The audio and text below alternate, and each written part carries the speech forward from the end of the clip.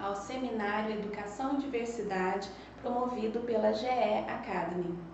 Meu nome é Gisele Amaral, sou professora, analista educacional e mestre em Gestão e Avaliação.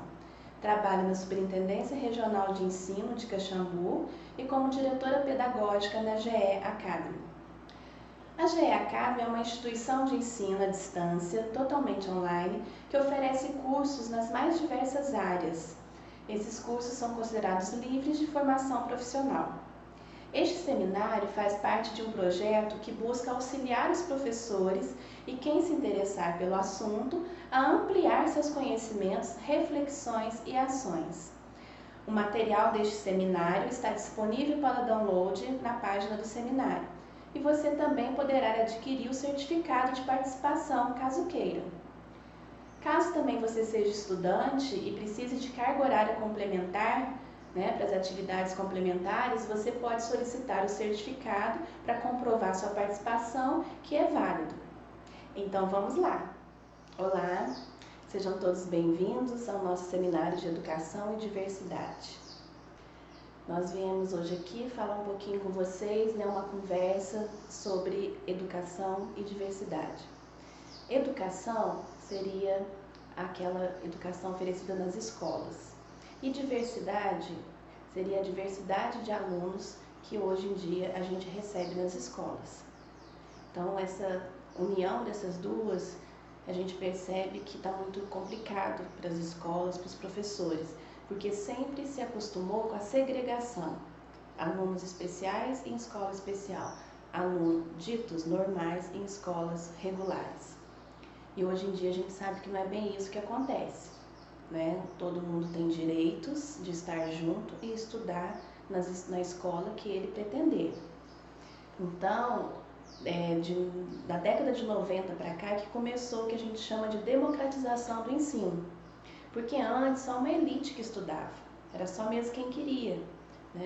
Depois passou a ser obrigatório o ensino, e então todos foram para a escola. E essa diversidade, a escola não está sabendo muito bem lidar com isso. Muitos professores ainda esperam aquele aluno ideal, aquele aluno da elite que queria ir para a escola mesmo para estudar, e não porque era obrigado. Então, a gente fala hoje em dia em diversidade. E quando a gente fala em educação inclusiva, muitas pessoas remetem logo ao deficiente. E a educação inclusiva não é só para o aluno deficiente. A educação inclusiva é para todos. Todos que precisam de um apoio para sair bem na escola. Então, nós temos uma diversidade muito grande. Os alunos deficientes estão incluídos na educação inclusiva, sim. Eles fazem parte desse público-alvo da educação inclusiva, mas nós temos também alguns casos que merecem atenção da escola. Nós temos casos de alunos que são de famílias de circo, que cada mês está numa cidade. Eles não podem ficar sem estudar. A educação é obrigatória, então eles vão passando mês a mês em cada escola. Então eles não podem ser tratados iguais os que estão lá direto. Eles precisam ter um olhar diferenciado para essa diversidade deles.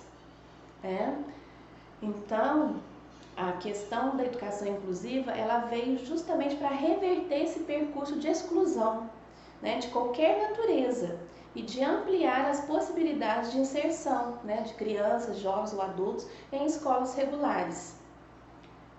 Bom, quando se falava em integração, a integração era assim, o aluno é que tinha que se adequar à escola. Então, se ele estava numa escola especial, a escola viu que ele ia ter condição de acompanhar a escola regular, aí ele era incluído na escola. Incluído não, integrado, porque ele tinha que se adaptar à escola. A educação inclusiva não, ela é o contrário. A escola é que tem que se adaptar a esse novo aluno. Como que ela faz isso? Bom, nós vamos ter que mudar muita coisa na escola, principalmente a mentalidade dos professores, da gestão, porque primeiro eles têm que acreditar que é possível, E a Declaração de Salamanca, de 1994, ela é um grande marco para esse paradigma da inclusão, onde ela fala assim, as escolas devem ajustar-se a todas as crianças, independentemente das suas condições físicas, sociais, linguísticas ou outras, né? Como que seria isso? Condições físicas, né? Nós temos alunos que têm problemas de locomoção ou deficiência física, ou até mesmo alunos que passam por um momento só, né? Sofreu um acidente, teve que engessar a perna. A sala de aula dele é no segundo andar da escola. Como que a escola vai se ajustar a esse aluno? Tem sala embaixo? Nesse momento, troca as salas. Então, a escola que tem que se ajustar a essa criança, temporária ou definitiva, né? Se entra um aluno cadeirante, a escola vai ter que se preparar, ver qual sala que é mais acessível, fazer rampas, alarguear mais as portas de entrada. Então, a escola que tem que preparar para o que ela está recebendo. Linguística também. Como assim, diversidade linguística? Já tive casos em escolas que recebem alunos que vêm de outros países e que falam diferente. Então, o professor e os colegas às vezes ficam rindo, né, fazendo bullying. Então, a gente precisa abarcar essas diversidades, né, de todo o jeito. E a deficiência, ela faz parte da educação especial. E a educação especial, a gente fala hoje que é uma educação especial inclusiva. Então, as escolas inclusivas, elas devem responder e reconhecer as necessidades diversas de seus alunos, acomodando ambos os estilos e ritmos de aprendizagem e assegurando uma educação de qualidade para todos, através do que precisa? Currículo apropriado ou adaptado, arranjos organizacionais, estratégias de ensino, usos de recursos e parceria com a comunidade. O que seria isso então? Ambos os estilos e ritmos de aprendizagem. Primeira coisa, a gente tem que se convencer que a gente não tem mais sala de aula homogênea. São salas de aulas heterogêneas, uma diversidade muito grande de estilo de aprendizagem. O que é isso? Tem aluno que só do professor falar, ele vai aprender. Tem aluno que não, se o professor está falando, ele dispersa. O professor precisa escrever no quadro. E aí, ou ler no livro didático, na apostila. Outros alunos já não aprende só ouvindo ou vendo. Ele precisa ser envolvido, ele precisa fazer. Então, o professor ele tem que ver como é que são seus alunos e dar uma aula que possa abarcar todos. Ritmo de aprendizagem. A gente também sabe que não tem um aluno que seja igual ao outro. E nem por isso um aluno é mais inteligente que o outro. Cada um tem o seu ritmo que deve ser respeitado pelo professor.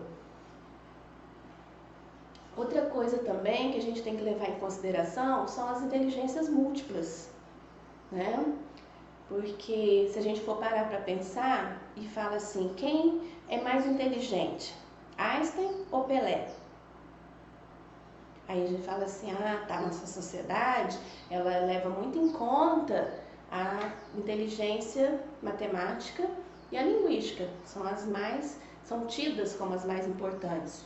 Mas hoje em dia a gente vê que a teoria das inteligências múltiplas mostra o contrário. Vai colocar o Einstein para jogar futebol, para ver se ele consegue fazer algum gol, né? Então, cada um na sua área, na sua inteligência que é mais desenvolvida, é que mostra o seu melhor. Então, é lógico que na escola eu não posso, se o aluno gosta de arte, eu dar só arte para ele. Né? Se ele gosta da matemática, eu dou só matemática para ele, porque ele tem dificuldade nas outras matérias. Isso não pode, porque existe uma base nacional comum com as disciplinas, né, que são as áreas do conhecimento, que tem que todo mundo estudar. Mas aí o jeito, aí entra a estratégia do professor.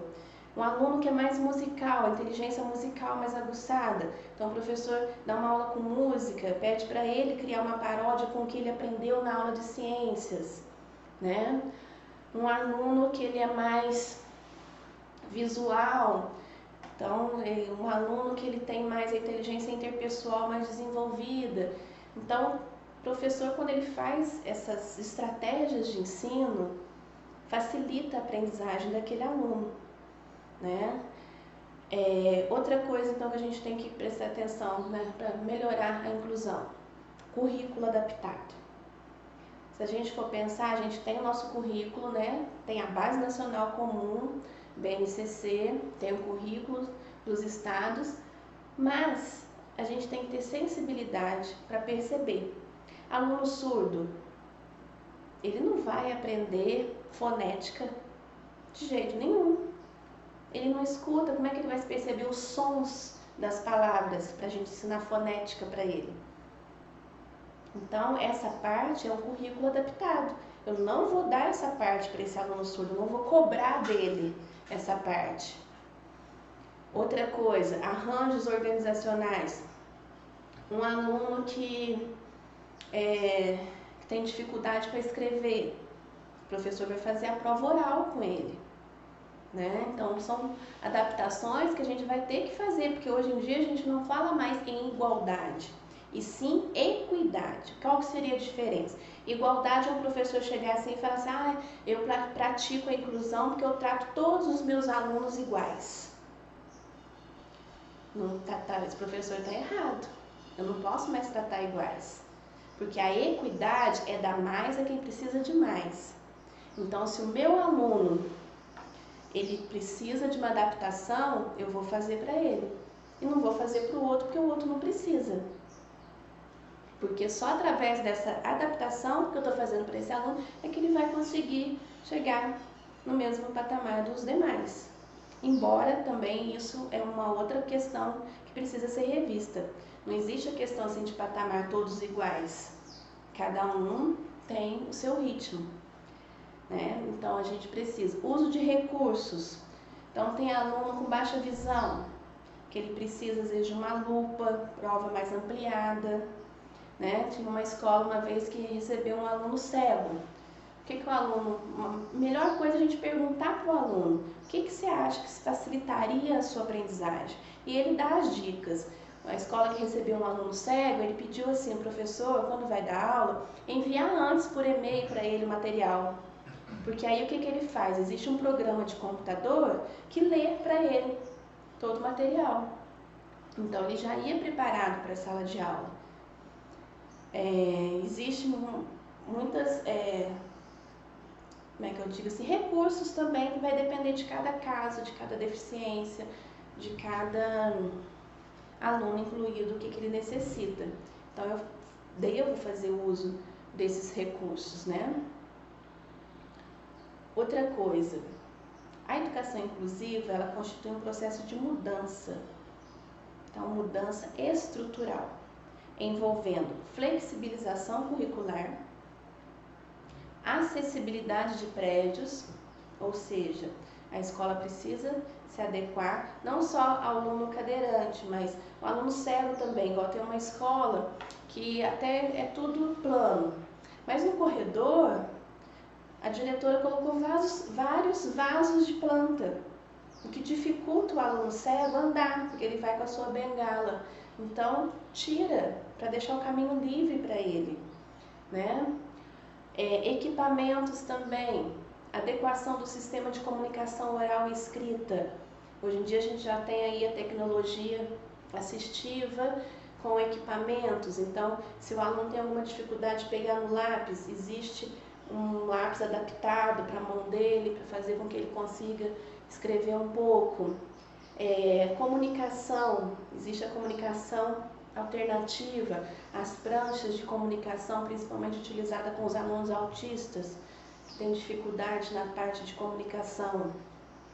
Então, são muitas questões que a escola tem que ver. Aí a escola fala assim, eu não vou receber o aluno de inclusão, não, porque eu não estou preparada. Mas não vai acontecer isso. Não tem como preparar para essa diversidade muito grande. Né? Foi feito até um teste, uma escola foi colocada como um projeto piloto e foram capacitados os professores em Libras, que é a língua brasileira de sinais para os alunos surdos. Teve professor que recebeu capacitação em Braille, que é a escrita do cego. A escola recebeu verba do governo, quando é escola pública, né, para fazer rampas. E aí a escola nunca recebeu nenhum aluno cadeirante, nunca recebeu um aluno surdo e nunca recebeu um aluno deficiente visual. Então o professor não pratica, ele esquece. Então não adianta, a diversidade é muito grande, não adianta você se preparar para receber. É na hora que você recebe que você vai estudar e ver as possibilidades. Buscar apoio na comunidade, né? Se esse aluno, primeiro contato é com a família. A família que vai dizer o que esse aluno tem, o que ele precisa, que tratamento que ele faz. E a escola pode ir atrás desses profissionais, né, para fazer palestra para os professores, para preparar e estudar, correr atrás e estudar. Até porque alguma estratégia que dá certo com um aluno autista, se você for aplicar com outro aluno, não vai dar certo. Então é mais ou menos assim, na tentativa e erro, tentativa e acerto, que é a educação inclusiva, que é algo novo, mas que a gente, pela diversidade, não tem como uniformizar. A gente precisa caminhar junto nesse processo. Outra coisa que é muito importante também nesse processo é que a educação dos alunos com necessidades educacionais especiais tem os mesmos objetivos da educação de qualquer cidadão. Essas adaptações que eu faço é só de acesso, né, ao currículo, ao ensino e aprendizagem. Mas eu não vou dar separado, você vai aprender isso e a restante da sala vai aprender aquilo.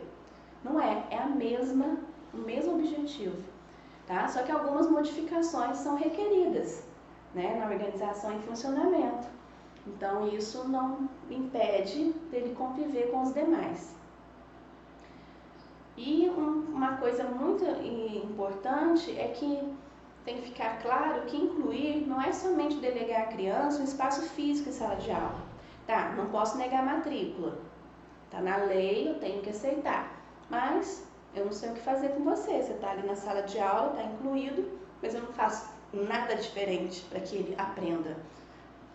Mas, então a escola tem que propor a esses indivíduos atividades significativas, capazes de promover seu desenvolvimento e remover as barreiras ao seu acesso e participação na aprendizagem e na sociedade, né? As limitações existem em qualquer indivíduo. O que não significa é que possa ser um indivíduo participativo capaz de aprender. Então a inclusão, ela é um desafio. Realmente é. Não é fácil, mas ao ser devidamente enfrentado pela escola, provoca melhoria na qualidade do ensino. Por quê? Porque os alunos que convivem com e sem deficiência, eles passam a exercer o direito à educação em sua plenitude. É indispensável que essa escola aprimore suas práticas a fim de atender essas diferenças. E a gente percebe assim que as crianças, os alunos, eles não têm tanto preconceito assim. Eles nem percebem que a outra é diferente. Eles agem, ajudam até, né? Tem um aluno cadeirante em sala, eles empurram a cadeira, ajudam com o material, com a carteira. Então, é mais mesmo que eu percebo os professores que têm resistência. Igual quando começou a questão da inclusão e os alunos surdos de um município saíram da PA e foram para a escola regular. E aí o que acontece? As professoras ficaram desesperadas, foi bem no comecinho da inclusão. E aí a professora de geografia foi dar aula, depois veio me falar, ela estava com muito medo, depois veio me falar, você acredita que os alunos surdos aprenderam coordenadas geográficas melhor do que os outros alunos? Aí eu falei para ela, e por que não pode? Por que eles não podem ser melhor? Só porque é surdo tem alguma limitação? E hoje em dia eu conheço alunos surdos que fizeram faculdade. Se não fosse a educação inclusiva, eles iam estar segregados nas escolas de educação especial, nunca que eles iam chegar numa faculdade, porque eles têm uma deficiência. Então tem que ser lá, não aqui, junto com os outros. Tem aluno cego, que é advogado, então eles não chegariam nesse ponto se não fosse a inclusão. E a gente tem até uma frase que eu gosto muito de usar, que diz o seguinte: temos o direito de ser iguais sempre que a diferença nos inferioriza. temos o direito de ser diferentes, sempre que a igualdade nos descaracteriza. Ou seja, nós somos iguais perante a lei, todos têm os mesmos direitos, né, de cidadania, de educação, porém nós somos diferentes e a gente merece tratamento diferenciado. Né? A inclusão é muito isso. Embora tenha legislações, muita coisa eu já vi, né, nesses anos que eu estou na educação, eu já vi que melhorou, mas ainda falta cumprir muita coisa que está na lei e que não é cumprido. Né? Hoje em dia existem os que o pessoal conhece como AEE, né? Atendimento Educacional Especializado, que é o que é oferecido para os alunos. Então, quando o aluno precisa de um professor de apoio, uma sala de recursos multifuncionais, um intérprete de Libras para os alunos surdos, então tudo já teve um avanço nesse sentido de verificar que incluir não é só delegar um espaço em sala de aula para esse aluno. Ele está ali, eu tenho que fazer alguma coisa para que ele possa aprender. E aí existem esses apoios, esses atendimentos especializados que são oferecidos para auxiliar esse aluno no seu processo de aprendizagem, que é muito importante nesse aspecto da inclusão como um todo, né? Agora, outra coisa que é muito importante, principalmente com os alunos com deficiência, é fazer um PDI desse aluno. O que é isso? Plano de Desenvolvimento Individualizado. Nesse plano é que vai resguardar a escola. O que esse aluno é capaz de fazer, quais são as suas dificuldades, qual o seu histórico de vida, qual que é a sua deficiência, né, através de um laudo médico, que seria o ideal, para poder a escola saber o que fazer. Porque o que eu percebo nas escolas é que aluno cego, aluno surdo, a escola já está sabendo lidar melhor com ele. O que está sendo mais difícil são os alunos com deficiência intelectual. Por quê? Porque é justamente o intelecto, né, que é comprometido. Então, muitas vezes eles não são alfabetizados, não conseguem ser alfabetizados, aprende uma letra hoje, amanhã já esqueceu, né? Mas ele também tem esse direito. Ele tem outras coisas que ele pode aprender. Igual eu conheci um aluno que ele não sabia ler e escrever, já estava até no ensino médio, mas ele dava notícia de tudo. Ele assistia jornal e chegava na escola contando. Então, o professor tem que usar isso ao seu favor, para ele se sentir, né, com autoestima elevada. Ele é capaz de alguma coisa, ele não é deficiente em tudo. Então a gente precisa rever os conceitos, principalmente o conceito de avaliação também, né, que é um conceito assim, que eu vejo que ainda está muito arraigado ainda nas pessoas. Só dando um exemplo, quando eu dava aula, eu ensinei sobre o sistema solar, né? Planetas, satélites, tudo mais. O aluno na prova não fez nada, daria um 0 para ele. Mas ele chegou em sala de aula contando que estava vendo jornal com o pai dele e que viu que lançaram um satélite artificial. Aí eu falei para ele, então conta para os seus colegas. Ele contou. Aí quer dizer, eu posso falar que ele não aprendeu nada? Se fosse só avaliação, prova, ele tirou 0. Ele ia com 0, né, no boletim. Mas eu posso falar que ele não aprendeu? Se o importante é a aprendizagem e não uma nota, eu não posso modificar essa nota porque eu vi que teve aprendizagem? Então, são algumas coisas que a gente precisa rever nesse momento de inclusão. Porque o aluno, ele sempre é bom em alguma coisa, ele nunca é ruim. Não adianta eu chegar e falar assim, ele não aprende nada. Aprende. Alguma coisa ele aprende. Aprendeu e vai aprender. É lógico que às vezes um aluno com deficiência intelectual ele precisa de um tempo maior, né, do que um aluno que não tem deficiência. Precisa de adaptações, precisa de material concreto, talvez ele não consiga abstrair somente com a fala do professor. Então são esses detalhes que eu dei esse nome para o nosso seminário, Educação e Diversidade, que hoje em dia não vai ter educação se a gente não respeitar a diversidade. Fácil não é? Claro que não, mas é possível. E tem muita escola dando muito certo, oferecendo o seu melhor e fazendo até com que os alunos sejam melhores, mais humanos, de conviver com o diferente, aprender a respeitar a diversidade, a ajudar o próximo. Então a gente também está criando uma sociedade, né, um cidadão mais humano aí para a sociedade em cima disso, e não apenas aquele estigma que quem tem deficiência tem que ficar separado, não pode estudar junto com os demais. Bom, depois de toda essa reflexão que nós fizemos, é importante retomar algumas coisas para ver se ficaram bem claras, né? Afinal, o que o professor deve fazer ao receber um aluno com deficiência? Qual que é a diferença entre educação especial e educação inclusiva? É a mesma coisa ou são diferentes? E qual o termo correto para os deficientes? Será que as escolas especiais vão acabar? Os desafios são tantos, né? Então vamos a algumas explicações.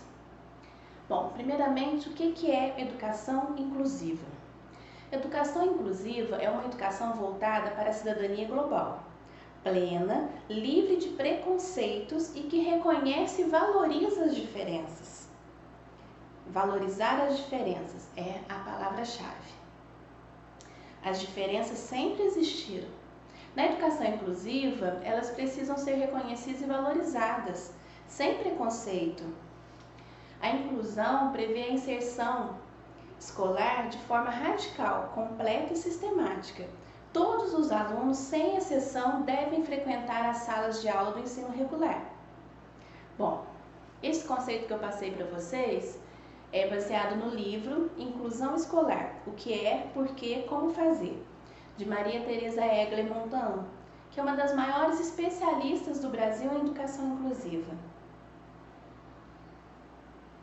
Agora, qual que é a diferença entre educação especial e educação inclusiva?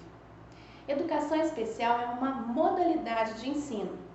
De acordo com a LDB, que é a Lei de Diretrizes e Bases da Educação Nacional, a educação especial ela é considerada uma modalidade de ensino, ou seja, ela perpassa em todos os níveis. Ela começa desde a educação infantil, ensino fundamental, médio, até o ensino superior, é a educação especial.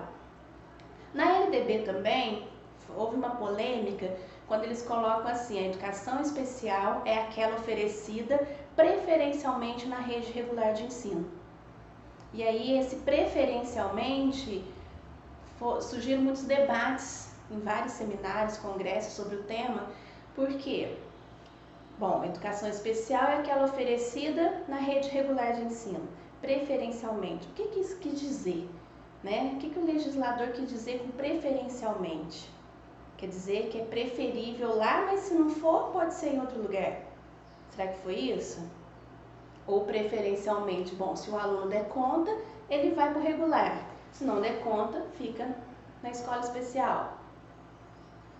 Bom, o mais importante de tudo é que a educação especial, como eu disse, ela perpassa todos os níveis, então ela pode ser oferecida tanto em escola especial, como ela é oferecida em escola regular.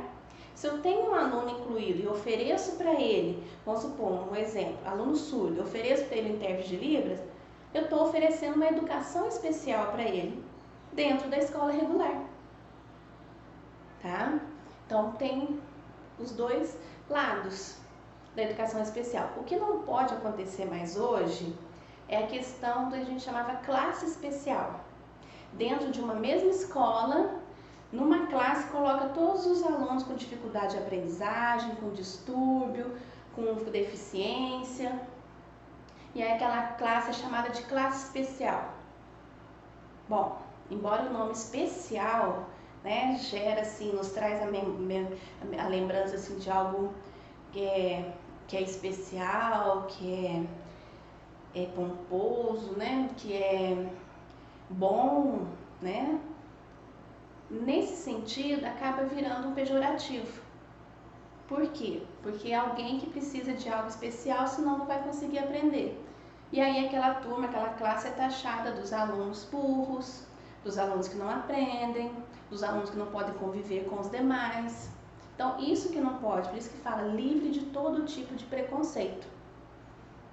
Bom, voltando então ao conceito de educação especial, ele é uma modalidade de ensino que visa promover o desenvolvimento das potencialidades de pessoas com necessidades especiais, condutas típicas ou altas habilidades, e que abrange diferentes níveis e graus de sistema de ensino. Ou seja, a educação inclusiva ela é mais abrangente. Toda a diversidade, né, da gente poder valorizar essa diferença. Um exemplo assim bem simples, na aula de educação física, quando os alunos vão escolher o seu time, ninguém gosta de escolher o gordinho. Então está tendo um preconceito ali. Então o professor precisa estar atento para incluir a todos, trabalhar as potencialidades e não as dificuldades, né? Então a educação inclusiva ela é mais ampla, que engloba a educação do deficiente, que tem o nome de educação especial. Então a educação especial ela é a educação oferecida aos alunos com deficiência. Podem ser deficiência sensorial, né? Visual, surdez, pode ser deficiência física, ou pode ser deficiência intelectual. Também inclui nesse rol da educação especial as condutas típicas. O que são condutas típicas? É o que a gente chama de TGD, Transtornos Global do Desenvolvimento, que inclui o autismo, síndrome de Rett, síndrome de Asperger, outras síndromes, né? Psicoses degenerativas da infância, tá? Que precisa também de um atendimento, um olhar diferenciado para poder aprender. E altas habilidades, que não deixa de ser o que a gente chama de superdotados, porque eles também precisam de um olhar diferenciado da escola, porque não é porque eles sabem muito que ele vai conseguir se sair bem na escola se a escola não souber canalizar esse saber, tá? Então a educação especial é para esses três públicos-alvo: deficientes, condutas típicas e altas habilidades. Bom, então aí depois disso tudo a gente pode concluir o conceito de educação inclusiva. Na escola inclusiva, o processo educativo deve ser entendido como um processo social, onde todas as crianças com necessidades especiais ou distúrbio de aprendizagem têm o direito à escolarização, o mais próximo possível dos demais. Então, ou seja, uma modalidade de ensino para todos. Deu para perceber a diferença? Bom, não existe aluno sem deficiência na educação especial. Então, já falei, educação especial é só mesmo para aluno com deficiência. Aluno hiperativo não é considerado uma deficiência, não é considerado uma conduta típica, não é um transtorno global do desenvolvimento. É o quê? É considerado um distúrbio de aprendizagem, o hiperativo. Mesma coisa o dislexo, é um distúrbio de aprendizagem. Então, eles não são alunos da educação especial, e sim da educação inclusiva. Ou seja, eles precisam também de um apoio maior da escola, de adaptações, de estratégias de ensino diferenciadas para que eles possam aprender, tá? Então, já na educação inclusiva, todos os alunos com e sem deficiência têm a oportunidade de conviver e aprenderem juntos, né? É o que a Mantoan chamou de cidadania global, plena, livre de preconceitos e que reconhece e valoriza as diferenças. Ou seja, a inclusão promove a diversidade. Bom, e qual que é o termo correto? Que às vezes a gente escuta falar assim, alunos com necessidades educacionais especiais, alunos especiais. O termo correto, desde 2006 para cá, é pessoa com deficiência. Que antes se usava o termo assim, pessoa portadora de deficiência. Então, eles chegaram num consenso de que a pessoa com deficiência, ela não porta uma doença, né? Ela tem uma deficiência, então é pessoa com deficiência. Não adianta eu usar alguns termos que servem apenas para menosprezar a situação das pessoas. Então, o ideal é isso.